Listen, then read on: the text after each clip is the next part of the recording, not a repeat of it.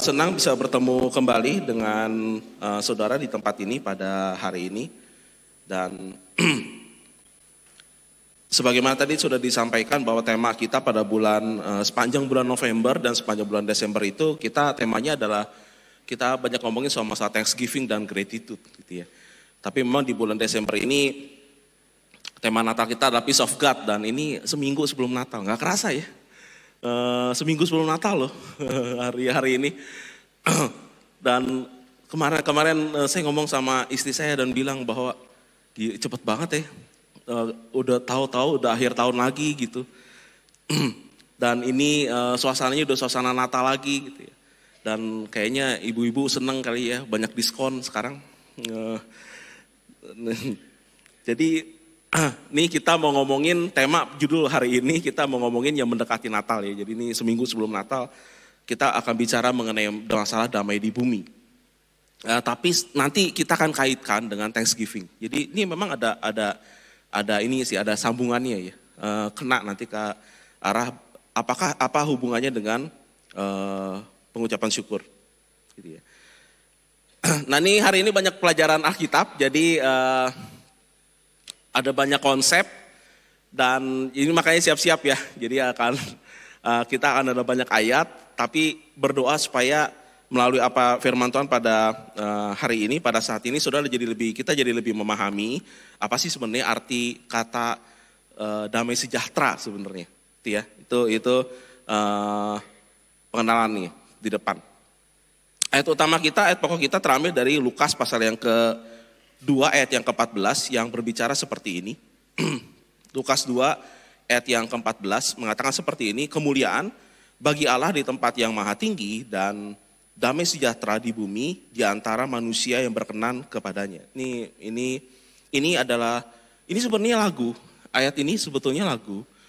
Jadi lagu yang dinyanyikan oleh para malaikat ketika mereka mengumumkan kelahiran Yesus Kristus kepada para gembala. Mereka mengumumkan kelahiran Yesus Kristus, lalu mereka menyanyikan satu lagu. Ini lagunya nih, kata-katanya seperti itu. Kemuliaan bagi Allah di tempat yang maha tinggi dan damai sejahtera di bumi di antara manusia yang berkenan kepadanya. Tapi ini kan jadi menarik ya, lagunya lagu menarik gitu. Kenapa nggak lagu Michael Jackson gitu yang dibawa gitu maksudnya. Kenapa kok kata-katanya diambil itu adalah kata-kata ini gitu yang diambil. Bahwa kehadiran Mesias itu akan membawa dua hal.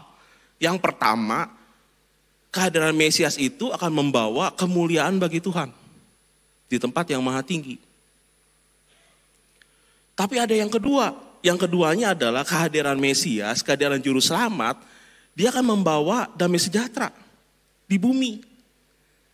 Di antara manusia yang berkenan kepadanya, itu ayatnya ya. Tapi sebenarnya mungkin kata-kata yang paling tepatnya bukan di antara manusia yang berkenan kepadanya, tetapi mungkin kata tepatnya itu adalah perkenanan Tuhan atas manusia. Jadi damai sejahtera di bumi, ini perkenanan Tuhan atas manusia gitu kata-katanya. Jadi bagi kita yang di bumi nih ya, kehadiran Tuhan itu sebenarnya membawa damai sejahtera. Bagi kita di bumi, kehadiran Tuhan itu seharusnya membawa shalom gitu kalau kata aslinya. Nah nanti kita bahas nih ya, kok begitu, kenapa begitu. Tapi ini dari semua situasi, dari semua keadaan, dari sebab berbagai macam peristiwa, berbagai macam akibat, ini loh yang ternyata memang dialami oleh orang ketika Juru Selamat itu datang. Kita akan bahas dua hal ini ya. Yang pertama kita akan ngomongin masalah kemuliaan bagi Allah, tapi dikit aja. Sebenarnya saya ada frustrasi pas lagi saya nyiapin khotbah ini karena kita nggak bisa panjang-panjang di sini. Karena kita mau menekankan di yang kedua yaitu damai tadi itu. Tapi kita mau bahas sedikit aja tentang ngomongin soal masalah kemuliaan bagi Allah. Ini nanti tema tersendiri nih, dalam padahal sebenarnya. Karena kalau ngomongin soal masalah kemuliaan bagi Tuhan, sebenarnya apa sih maknanya, apa sih akibatnya, apa sih hubungannya dengan kita. Ini lagi ngomongin soal masalah pribadinya Tuhan gitu. Ya, kita nggak ada waktu buat ngebahas ini. Tapi kita akan bahas yang lebih praktikal ya. Lebih praktikal ngomongin soal masalah kemuliaan Tuhan. Ini yang pertama ya, kemuliaan bagi Allah. Kalau bicara ngomongin tentang memberi kemuliaan kepada Tuhan atau memberi kemuliaan kepada Allah, itu biasanya identik dengan memuji Tuhan. Biasanya orang itu mengaitkannya dengan pujian dan penyembahan di gereja. Jadi memberi kemuliaan kepada Tuhan itu banyak yang mengaitkannya dengan pujian dan penyembahan di dalam gereja. Memberi kemuliaan kepada Tuhan. Tapi sebenarnya maknanya jauh lebih luas. Karena kalau bicara mengenai memberi kemuliaan kepada Tuhan, itu sebenarnya nyangkutnya ke perilaku kita sehari-hari dalam hidup.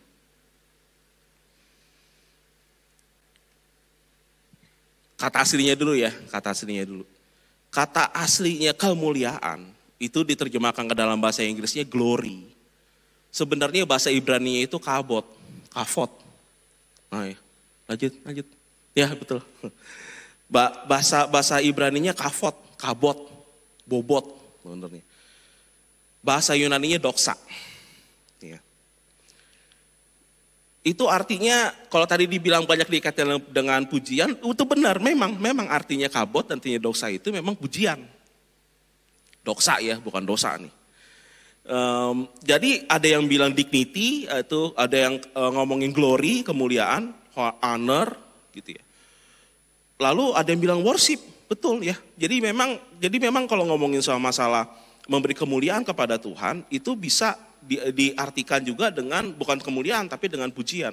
Jadi kalau andai kata ngomongin ayat pokok kita tadi, kemuliaan bagi Allah di tempat yang maha tinggi, kata kemuliaan ini kita bisa ganti dengan pujian. Kalau diganti katanya, maka katanya jadi kayak begini, terpujilah Allah di tempat yang maha tinggi. Itu ya. Jadi kata kemuliaan bisa diganti juga dengan kata pujian. Nah kalau diganti dengan kata pujian, maka ayat pokok kita jadi terpujilah Allah di tempat yang maha tinggi. Tetapi sebenarnya sebagaimana tadi diomongin, memberi kemuliaan kepada Tuhan atau memuji Tuhan itu sebetulnya menyangkut dari perilaku kita sehari-hari. Contoh ayatnya di mana? Nih dia nih, satu ayat aja ya. Gak bisa panjang-panjang nih. Satu ayat aja, 1 Korintus 10 yang ke-31. Ngomongnya begini, 1 Korintus 10 ayat 31. Aku menjawab, jika engkau makan, atau jika engkau minum, atau jika engkau melakukan sesuatu yang lain, lakukanlah semuanya itu untuk kemuliaan Allah. Tuh ya, kata kemuliaan yang dipakai di situ adalah doxa. Tapi doxa itu kan tadi dibilang bisa diganti memuji gitu ya, pujian. Kalau diganti kemuliaannya, maka jadi kayak gini. Aku menjawab, jika engkau makan, atau jika engkau minum, atau jika engkau melakukan sesuatu yang lain, lakukanlah semuanya itu untuk memuji Tuhan. Konteksnya Korintus, pada waktu ayat ini diberikan, ini lagi ngomongin soal makanan persembahan kepada berhala, boleh atau tidak. Tapi Paulus menggiringnya kayak gini. Kalau gara-gara apa yang kamu makan, apa yang kamu minum, cara kamu makan, cara kamu minum, atau segala sesuatu yang lain, kalau gara-gara itu orang menjauh dari Tuhan, kamu gak lagi memuji Tuhan. Sebaliknya, kalau dari cara kita makan, ini di sederhana cara kita makan. Apa yang kita makan? Cara kita minum, apa yang kita minum? Atau ketika kita melakukan sesuatu yang lain, kalau andai kata itu membawa orang makin dekat sama Tuhan, maka hidup kita itu lagi memuji Tuhan. Itu lagi memberi kemuliaan kepada Tuhan melalui hidup. Jadi gini nih ya. Kita bisa nyanyi merdu di gereja. Suara kita boleh merdu ketika muji Tuhan. Tapi kalau hidup kita fales, itu suara itu gak ada artinya itu.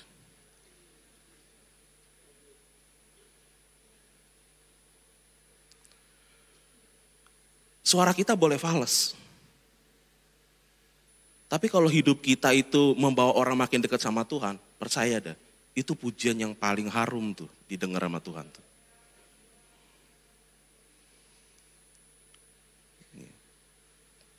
Karena pujian kita, hidup kita itu adalah pujiannya kita. Banyak tadi diomongin tuh ya sama Paulus. Cara apa yang kamu makan, apa yang kamu minum, atau melakukan segala sesuatu yang lain, lakukan itu untuk kemuliaan Tuhan. Tapi kemuliaannya kita bisa ganti dengan pujian, karena katanya sama, doksa. Apa yang kamu makan, apa yang kamu minum, atau segala sesuatu yang lain, lakukan itu untuk memuji Tuhan. Jadi pujian itu hidup sehari-hari. Jadi kalau andai kata ketika Tuhan datang dan bilang, dan malaikat menyatakan, kemuliaan bagi Allah di tempat yang maha tinggi, maka kita bisa memberi kemuliaan kepada Tuhan melalui apa yang kita lakukan sehari-hari. Patokannya gimana? Patokannya adalah ketika kita bisa membuat orang melalui apa yang kita lakukan itu, membuat orang itu semakin dekat sama Tuhan gitu. Iya, memberi kemuliaan sama Tuhan ya. Oh sayang, ini padahal sebenarnya dalam banget sebenarnya. Cuma nih sedikit aja ya, kita lanjut ya ke yang kedua ya. Ini saya akan lama di sini. Lamanya kita ngomongin soal masalah yang kedua, damai sejahtera di bumi. Ya. Yang kedua nih, damai sejahtera di bumi. Nah kata damai sejahtera ini sebenarnya pasti nggak asing. Bapak Ibu nggak asing, saudara nggak asing ngedengar kata shalom. Gitu ya. Ini shalom ini sering boleh dikeluarin. Shalom ini kita sering mendengar karena kita sering pakai kata shalom sebagai kata salam. Kayak tadi saya lagi di awal saya bilang shalom gitu ya. Ini sering banget kan. Shalom itu artinya damai sejahtera. Sebenarnya ucapan itu sebenarnya kayak doa. Ini banyak orang bilang mau dipanjangin lagi boleh. Jadi nggak cuma sekedar shalom tapi shalom alaihim. Wah, jadi kelihatan kayak Ibrani gitu kan. Itu artinya damai sejahtera, kiranya damai sejahtera menyertai engkau. Itu shalom alaihim. Tapi ada lagi yang kelihatannya shalom alaihim aja nggak keren gitu ya, karena nggak ada nama-nama Tuhan ya.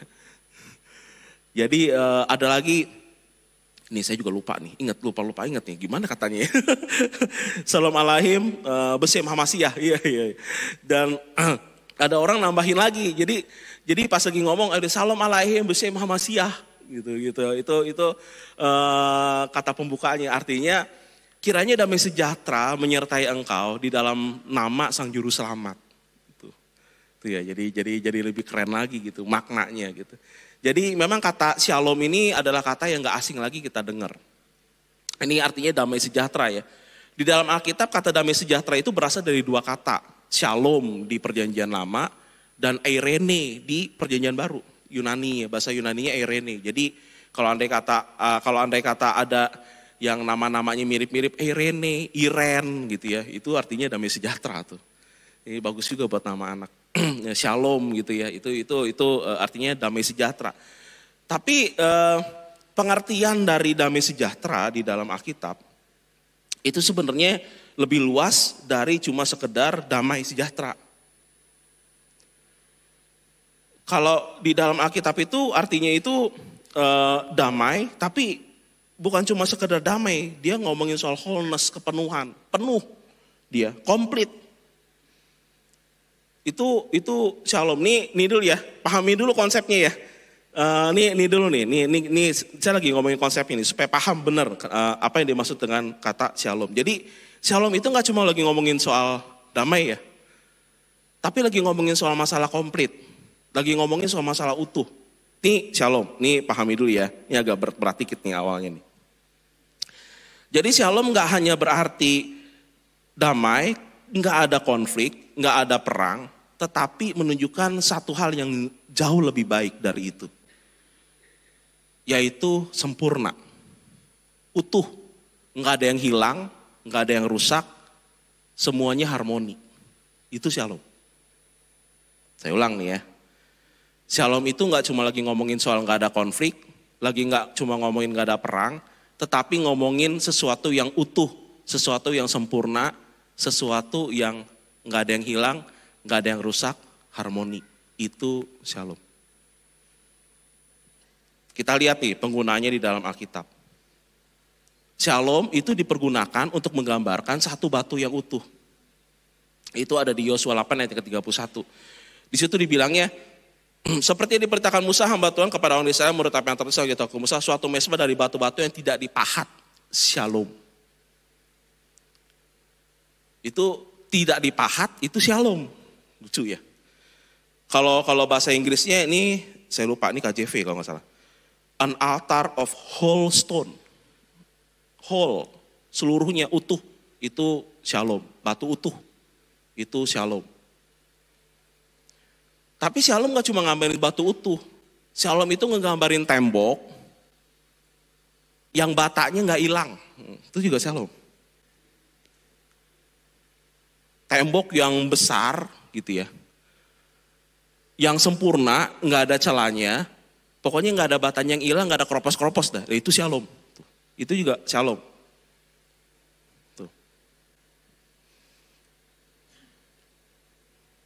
Sampai saat ini nih ya, masih oke ya, masih saya ngikutin ya. Jadi shalom tuh ngegambarin itu. Nah, ternyata shalom juga bukan cuma ngegambarin sesuatu yang utuh, tapi juga ngomongin harta benda yang gak hilang, yang gak kurang.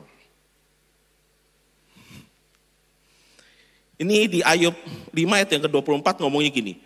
Engkau akan mengalami bahwa kemahmu aman. Kata aman itu pakai kata shalom. Dan apabila engkau memeriksa tempat kediamanmu, engkau tidak akan kehilangan apa-apa. Ini kayak Ayub, ini Ayub ya. Ayub 5 ayat ke-24. Ini kayak Ayub gini, dia punya kawanan kambing, dia ngitung kambingnya, 1, 2, 3 sampai 100 misalnya gitu ya. Kambingnya dia punya kambing 100, dia ngitung kambingnya 100, bener tepat 100 itu shalom. Gak ada yang hilang. Itu shalom tuh kayak gitu. Jadi ini penggunaan di Alkitab nih ya, ini dipahami dulu nih. Ini ya, nggak ada yang hilang berarti ya, itu shalom. Nah, baru nih kita lagi ngomongin agak-agak praktikal dikit. Jadi shalom itu sebenarnya ngacu kepada satu keadaan yang kompleks, yang banyak potongan tapi berada dalam satu kesatuan utuh. Keseluruhan, itu lagi ngomongin soal masalah shalom. Dan apakah shalom dipakai dia dalam Alkitab dipergunakan untuk kondisi seseorang? Iya. Ini waktu Daud diminta oleh papanya Isai ngelihat kondisi kakak-kakaknya di 1 Samuel 17 ayat yang ke-18 itu juga pakai kata-kata shalom. 1 Samuel 17 ayat 18. Ngomongnya begini. Dan baiklah sampaikan keju yang 10 ini kepada kepala pasukan 1000, tengoklah apakah kakak-kakakmu selamat. Itu shalom, kata selamat itu. Muncul gak ya? Oh enggak muncul di belakang. 1 Samuel 17 ayat 18 ngomongnya gini. Dan baiklah sampaikan keju yang 10 ini kepada kepala pasukan 1000, tengoklah apakah kakak-kakakmu selamat. Itu shalom yang dipakai. Tapi selamat ini sebenarnya maknanya nggak cuma ngomongin dia tuh nyawanya masih ada gitu, selamat gitu. Nggak begitu, tetapi ngomongin apakah mereka nggak kekurangan suatu apapun. Itu shalom tuh maknanya. Itu makna shalom ya. Jadi nggak lagi ngomongin soal masa hidup atau mati, tetapi juga ngomongin mereka nggak kekurangan apa-apa. Itu kondisi shalom. Dari kata-kata tadi itu ya, ayat-ayat yang dipakai di dalam Alkitab, ide utamanya gini. Ngomong shalom itu. Shalom itu adalah bahwa hidup itu sebenarnya rumit. Hidup kita itu rumit, terdiri dari banyak bagian. Banyak bagian, banyak hubungan, banyak situasi. Kalau satu saja dari bagian itu hilang, atau menurun kualitasnya, maka kondisi shalom tidak tercapai. Saya ambil contoh nih. Kan tadi ini gabungan dari peristiwa-peristiwa ya. Tadi kan ngomongin shalom kan sebenarnya bisa kumpulan dari banyak hal. Dan ini memang menggambarkan situasi orang nih. Kita nih kan kumpulan rumit gitu hidup kita nih. Contoh ya. Saya punya banyak duit. Emang kalau punya banyak uang, contoh yang bagus-bagus ke saya aja. Saya punya banyak uang, tapi di rumah berantem dulu. Itu gak shalom tuh.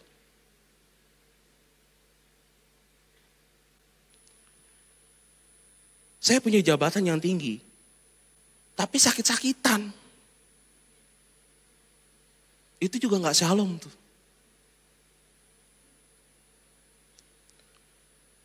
Saya punya keluarga harmonis, tapi gak punya uang.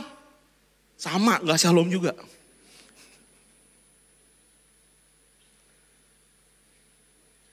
Ketika satu kondisi gak utuh gitu ya, hilang, itu posisi gak shalom. Nyambung nih ya, sekarang ya, masuk ya. Jadi shalom itu gak cuma lagi sedang ngomongin kamu damai. Iya sih, damai dengan keadaan. Tetapi lagi ngomongin soal, apakah kamu utuh? Semuanya oke-oke aja. Segala aspek dalam kehidupan kamu oke-oke. Itu shalom. Shalom tuh gitu. Gitu ya. Jadi di dalam Alkitab, kalau andai kata orang bilang kamu harus membawa shalom, itu artinya membuat komplit hidup orang. Menyempurnakan kehidupan orang. Nanti kita bahas deh ya di akhir. Kita bahas di akhir. Nih lanjut lagi ya. Sorry. Nah, di dalam Alkitab, ini mulai masuk praktikal nih ya. Ini mulai masuk praktikal. Di dalam Alkitab, membawa shalom itu artinya juga bayar ganti rugi. Bingung kan? Kok bayar ganti rugi? Shalom. Nih, contoh ayatnya nih ya. Lanjut nih, sorry. Ayatnya di Keluaran 22 ayat yang ke-5, muncul gak? Keluaran 22 ayat yang ke-5. Next slide. Sorry, ini kayak pelajaran nih jadinya hari ini ya kita ya. Jadi gak kayak khotbah nih. Ini dia nih. Apabila seorang mengembalakan ternak ladang, ternaknya di ladang kebunnya, anggurnya, ternaknya itu lepas, masuk ke kebun orang, makan hasil ladangnya orang lain, maka ia harus memberikan yang terbaik di ladangnya sendiri, hasil yang terbaik dari kebunnya sebagai ganti kerugian. Kata ganti kerugian di situ shalom. Bingung gak ya? Kok shalom sih? Karena begini, kondisi orang itu udah oke-oke aja, tapi gara-gara kita dia rugi, berarti dia gak shalom. Yang mesti dilakukan adalah bawa hasil kita buat nutupin kerugian dia supaya dia balik lagi jadi shalom. Itu dia tuh, makanya shalom. Shalom tuh kayak gitu. Ganti rugi. Supaya orang itu mencapai kondisi sebelumnya. Supaya dia tuh nggak mengalami nggak shalom. Ini konsepnya unik ya. Tapi gini kan jadinya ya. Saya langsung masukin aja ya ke konteks kehidupan sehari-hari ya. Kalau dalam satu hubungan, saya nggak tahu ya, ini dalam hubungan suami istri, pertemanan, orang tua dengan anak. Kita bisa jadi akan ada suatu waktu di mana akan ada konflik. Dan saudara menyakiti hati orang.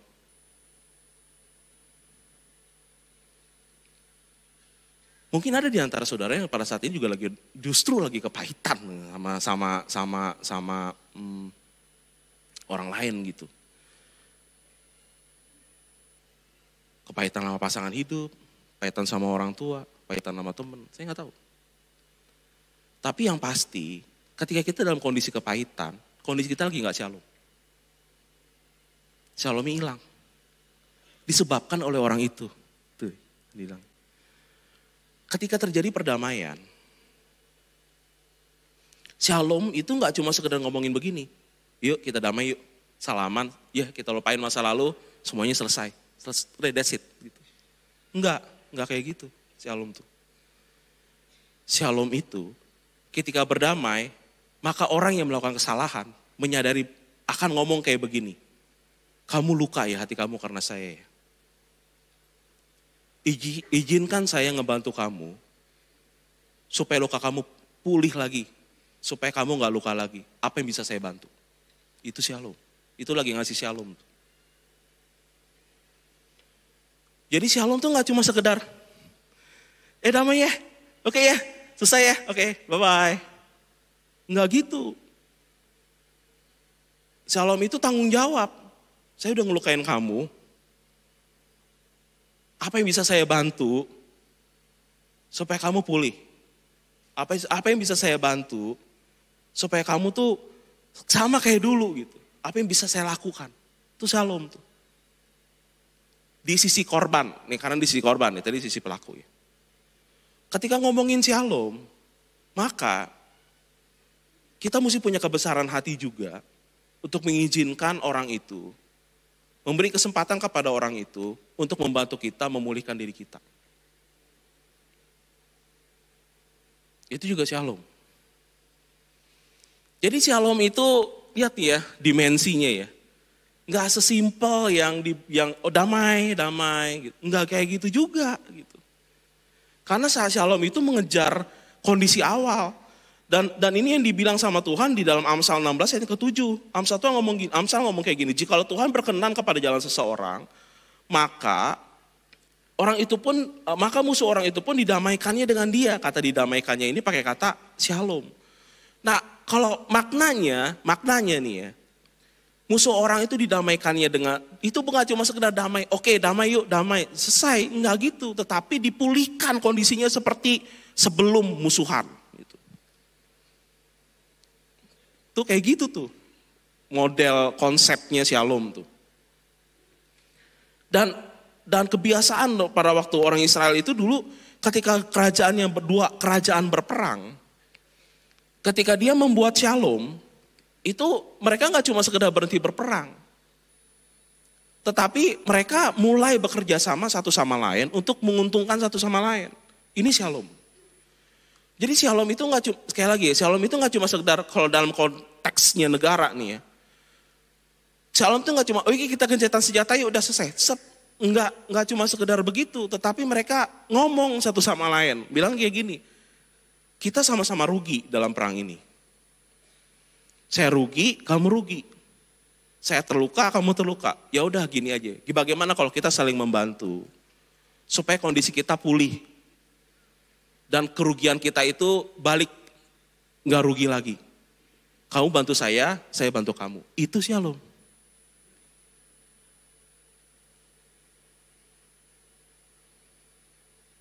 Shalom tuh kayak gitu.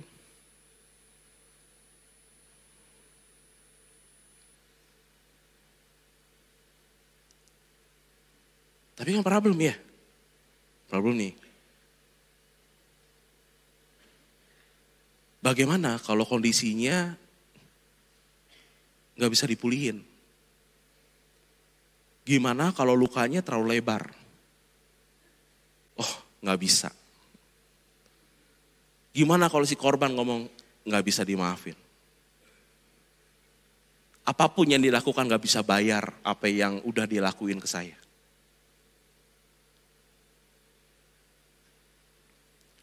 Apapun yang dia lakukan, nggak bisa bawa shalom. Saudara tahu kondisi-kondisi seperti ini nih yang Tuhan, di waktu zaman Israel dulu juga kondisinya nggak ideal. Makanya Yesaya ngomong begini, akan ada suatu masa di mana ada seorang juru selamat akan datang. Dan juru selamat ini akan disebut sebagai Raja Shalom, Raja Damai. Yesaya 9 ayat yang kelima.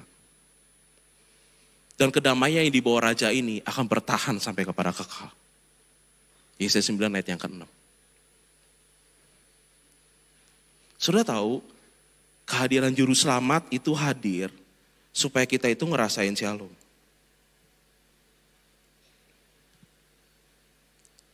Tuhan membuat perjanjian shalom dengan umatnya.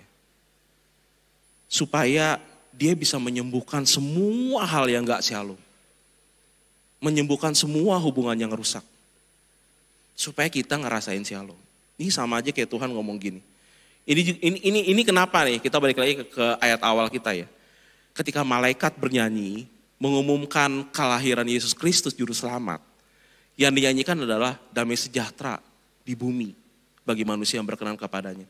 Karena Tuhan ingin kita ngalamin shalom, sesuatu yang utuh, nggak ada kekurangan apa-apa. Gitu. Termasuk dalam hal hubungan nih. Tuhan jadi seakan ngomong kayak gini, kalau andai kata ada yang melukaimu dalam, dan orang itu gak sanggup bayar, oke. Orang itu gak sanggup bayar, saya yang bayar.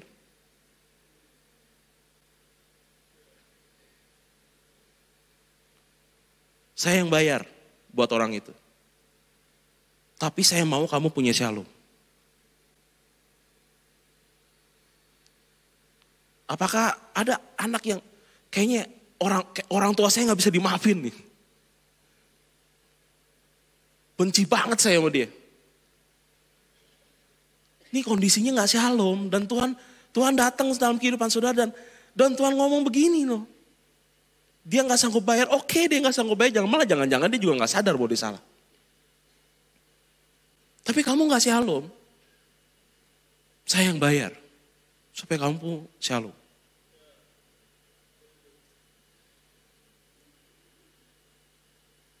Saya yang bayar.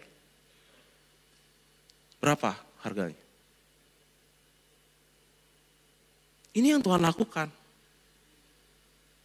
Kenapa? Karena sekali lagi ya, damai sejahtera di bumi. Kalau kita ada yang kurang dalam kehidupan kita, ini nyambung. Kita gak bisa mengucap syukur loh.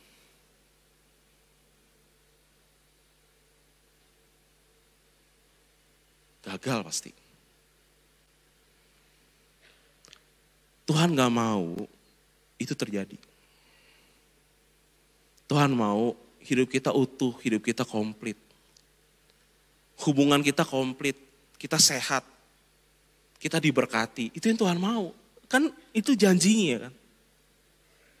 Damai sejahtera di bumi di antara manusia yang berkenan kepadanya. Kalau ada pada saat ini yang mengganggu shalom saudara. Ini kayaknya waktu yang paling tepat juga sih untuk bilang sama Tuhan, Tuhan ini kan kehadiran Tuhan itu membawa shalom dan shalom saya pada saat ini lagi terganggu di bidang apa? Kalau saat ini saudara lagi ngerasain sakit, saudara bilang sama Tuhan, Tuhan sembuhin saya. Tuhan bawa shalom. Kalau pada saat ini saudara punya hubungan yang rusak dan bilang sama Tuhan, hubungan ini gak shalom. Kalau andai kata saudara harus memaafkan seorang, saudara datang kepada Tuhan dan bilang sama Tuhan, orang itu gak bisa bayar shalom. Tapi Tuhan bayar shalom dalam hidup saya.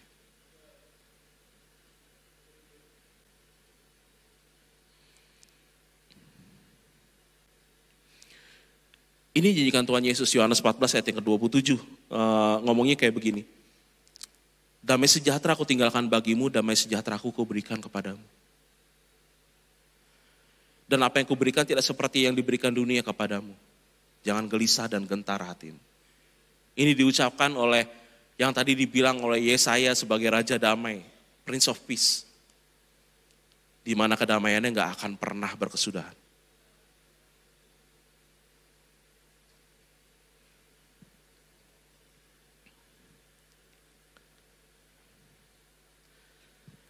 Ketika kita menerima damai dari Tuhan, yang Tuhan mau adalah kita juga menjadi pembawa damai. Itu ya. Ini udah Matius 5 ayat yang ke-9 mengatakan begini. Berbahagialah orang yang membawa damai, kita juga harus menjadi pembawa shalom nih. Berbahagialah orang yang membawa damai karena mereka akan disebut anak-anak Allah. Jadi ini ciri-ciri kita nih ya, ciri-ciri kita nih. Anak-anak Allah itu bawa damai bukan rusuh.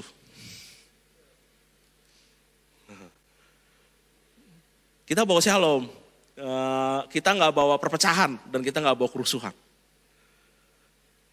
Dan seperti yang tadi dibilang nih di awal ya nggak ya, ideal kita ngomongin kan bahwa orang yang membawa shalom itu adalah orang-orang yang menyempurnakan, melengkapi gitu. Saudara, ketika kita bawa damai sejahtera, dalam kehidupan orang lain, ada yang dalam kehidupan orang itu akan dilengkapi. Dia jadi sempurna, shalom, karena kita. Tuh, kira-kira. Gak usah jauh-jauh sih berusaha untuk ini. Di live saudara bisa jadi juga ada orang-orang yang kurang shalom sih. Coba aja cek. Coba buka telinga, buka mata. Saya nggak lagi ngomongin duit ya.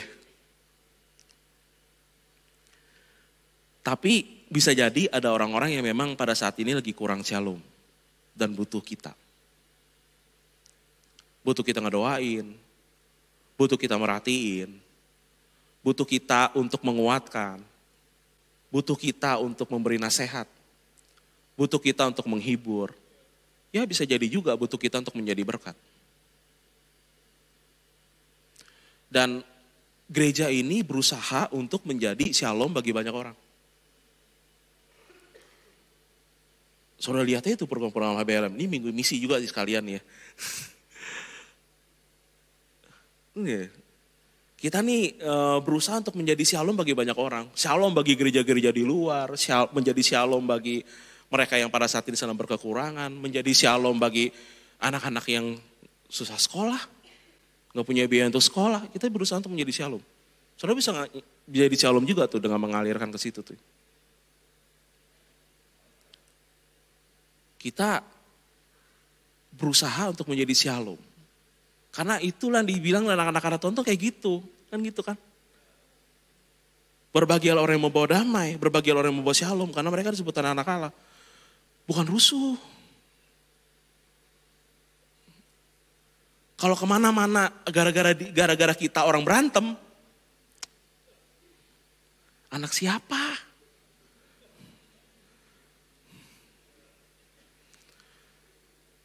Kalau di mana ada kita di situ udah keributan.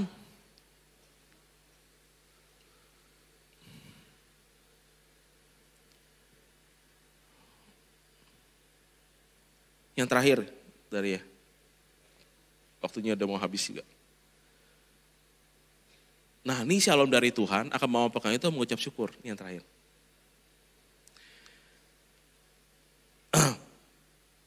Ayatnya di Kolose 3 ayat yang ke-15 sampai dengan ayat yang ke-16. Bicara seperti ini. Hendaklah damai sejahtera Kristus memerintah dalam hatimu. Ini ya, hendaklah damai sejahtera Kristus, shalom ya. Nih tapi katanya bukan shalom sih kalau Yunani nih, erene. Hendaklah erene Kristus memerintah dalam hatimu karena untuk itulah kamu dipanggil menjadi satu tubuh. Dan bersyukurlah. Ini unik kan, setelah ngomongin damai sejahtera Kristus, ada shalom Kristus di dalam hatinya kita. Shalom itu tadi apa? Penuh, utuh. Ini, ya. Ketika Tuhan datang, dia membuat utuh. Bersyukurlah. Lalu dijabarin tuh bersyukurnya. Hendaklah perkataan Kristus dalam kamu dengan segala hikmat mengajar. Ini salah satu cara mengucap syukur. Menegur seorang yang satu dengan yang lain. Nyanyiin puji-pujian, mazmur, nyanyian rohani. Lihat tuh ya, memberi kemuliaan kepada Tuhan juga. Kamu mengucap syukur kepada Allah di dalam hatimu.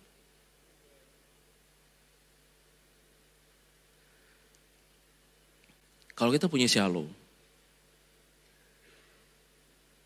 kita akan mengucap syukur. Nah ini challenge-nya, iya enggak? Minggu depan ini adalah momen di mana kita mau datang dengan persembahan ucapan syukur kita.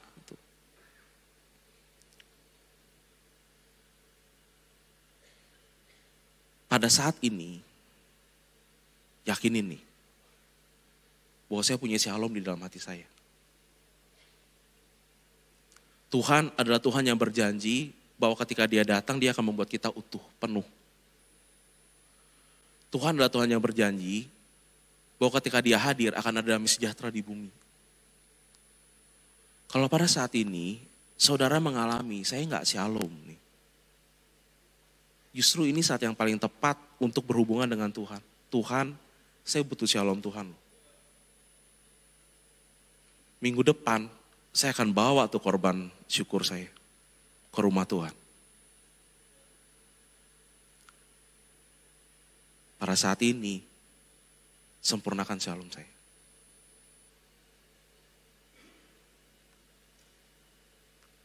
Ini saudara ngeliatin saya jadi serem ya, diem semua ya. Nangkep ya maksudnya ya? Bisa ini ikutin alurnya ya. Mari saudara bangkit berdiri.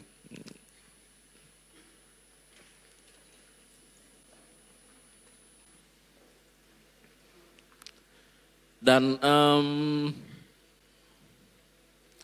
sekali lagi setelah firman Tuhan ini waktu yang paling enak, cocok untuk kita introspeksi diri kita sendiri gitu ya. Ini bukan ngomongin orang nih, ini ngomongin diri kita. Kalau tadi bicara tentang shalom, pertanyaannya adalah, apakah saudara pada saat ini sedang merasakan shalom nggak dalam hidup saudara? Apakah saat ini saudara oke-oke aja? Itu mungkin ya pertanyaan gaulnya gitu. Apakah saudara baik-baik aja? Dan ketika saya ngomongin baik-baik aja, ini nggak lagi menuju kepada kesehatan secara fisik. Nggak cuma itu, tetapi semua. Apakah hubungan saudara dengan Tuhan oke-oke aja? Apakah hubungan saudara dengan pasangan hidup saudara oke-oke aja? Apakah hubungan saudara dengan orang tua saudara oke-oke aja? Dengan teman oke-oke aja? Apakah bisnis saudara oke-oke aja? Apakah pekerjaan saudara oke-oke aja? Apakah ada shalom dalam hidup saudara apa enggak? Kalau pada saat ini saudara ngerasa bahwa Tuhan, saya enggak shalom. Ini ada saat yang terbaik untuk bilang sama Tuhan, berbicara sama Tuhan, datang sama Tuhan. Tuhan, kedatangan juru selamat itu adalah membawa damai sejahtera di bumi. Saya mau membawa shalom kepada orang lain. Dan pada saat ini, Tuhan, saya berdoa supaya shalom saya dalam kehidupan saya disempurnakan. Tutup mata saudara dan saya kasih kesempatan kepada saudara untuk berdoa. Dan kalau saudara ngerasa ada satu dalam bidang kehidupan saudara yang Tuhan, saya butuh Tuhan tuh di situ. Nggak bisa sendiri. Udah terlalu capek, udah terlalu lelah, udah nggak tahu mau gimana lagi. Dan ini merusak betul damai sejahtera saya. Saya nggak ngerasa full. Saya nggak ngerasa hidup saya ini utuh gitu. Saya capek loh Tuhan, benar. Kalau ini yang saudara rasa pada saat ini, saudara datang kepada Tuhan dan bilang sama Tuhan, Tuhan, saya butuh Tuhan. Saya butuh shalom-Nya Tuhan. Saya butuh shalom-Nya Tuhan.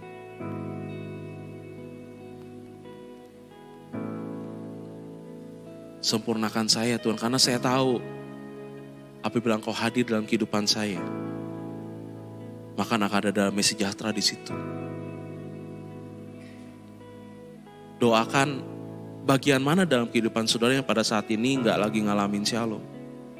Bilang sama Tuhan, Tuhan, saya butuh shalom di usaha saya, butuh shalom di pekerjaan saya, butuh shalom dalam hubungan suami istri, dalam rumah tangga saya. Tuhan, saya nggak bisa loh nih, hubungan saya dengan anak nggak harmonis, atau hubungan saya dengan orang tua nggak harmonis, saya butuh shalom di situ. Tuhan, hubungan saya dengan teman-teman nggak harmonis, Tuhan, saya butuh shalom di situ. Tuhan, kesehatan saya Tuhan, saya butuh shalom Tuhan di situ. Pulihin Tuhan, pulihin, sembuhkan Tuhan, angkat Tuhan.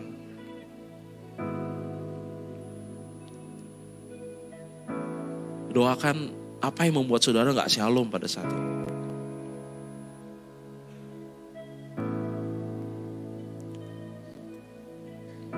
Bapak Surgawi, Engkau lihat doa-doa yang dipanjatkan kepadamu pada hari ini. Bapak, ini adalah seruan hati dari anak-anak-Mu. Bapak Surgawi, mereka rindu untuk mengalami shalom Tuhan di dalam, mungkin dalam beberapa bidang dalam kehidupan mereka. Bapak, aku tahu bahwa Engkau adalah Allah yang mendengar, Allah yang melihat, Allah yang memperhatikan. Kau lihat kerinduan hati dari anak-anakmu yang pada saat ini sedang berseru kepadamu.